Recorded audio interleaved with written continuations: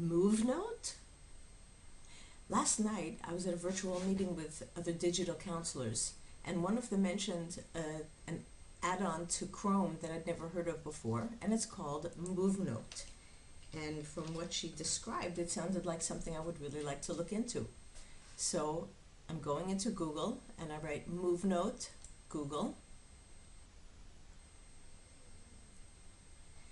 and we have YouTube's about it, but I'm just going to go directly to the Chrome store. Movenote for Google Chrome can be added to your Chrome for free. It helps you present your documents with video.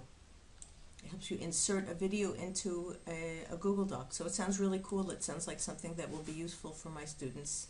I click on it and yes, add. And here it adds it to my buttons. Okay, now it's blue. I can see that it's been added. And that's all. So let's try it out. It's added to my buttons.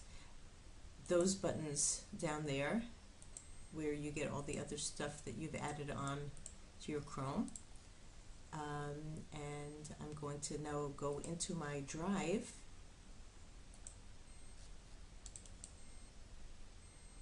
and open up a new Google Doc and see what this is all about. I'm going into Movenote. I have to choose my account that I want to relate it with. Accept. I'm going to go into a PowerPoint that I have already in my drive. I'm going to go into conditionals and click on Open with Movenote. Instead of Google Slides, Movenote. Let's see what it does. I don't know how I didn't know about this before. Okay, yes, you have my permission.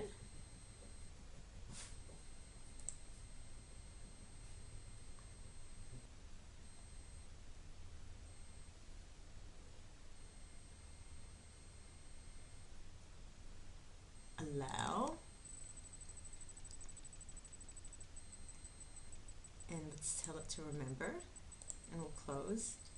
It works. And continue. And upload slide content from my computer. I want to upload it from my drive, but I could also do it from my computer. Okay. I thought I'd already opened it.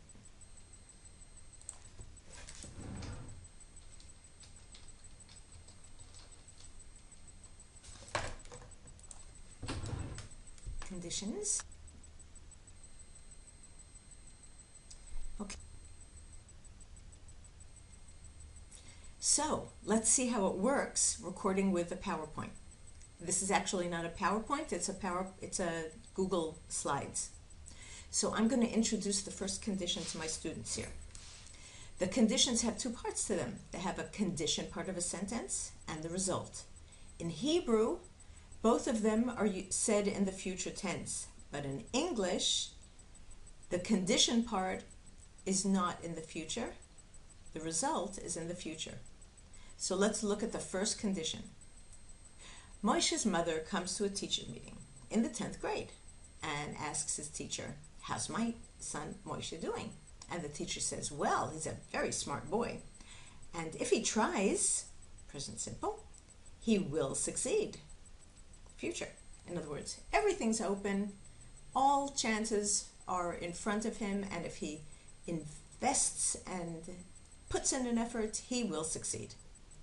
Second condition, in the 11th grade, the next year, the mother comes to the teacher's meeting and says, "Well, how's Moshe doing?"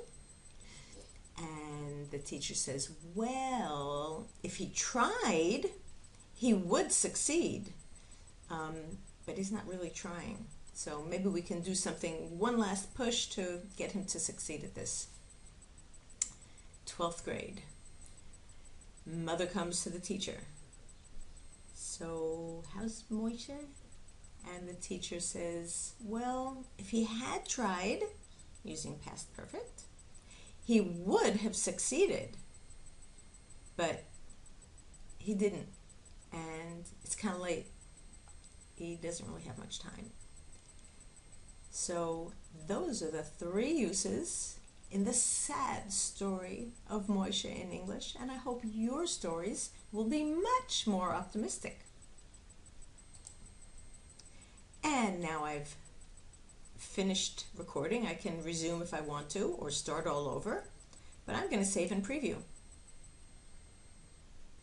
So here we have it. Let's see what came out.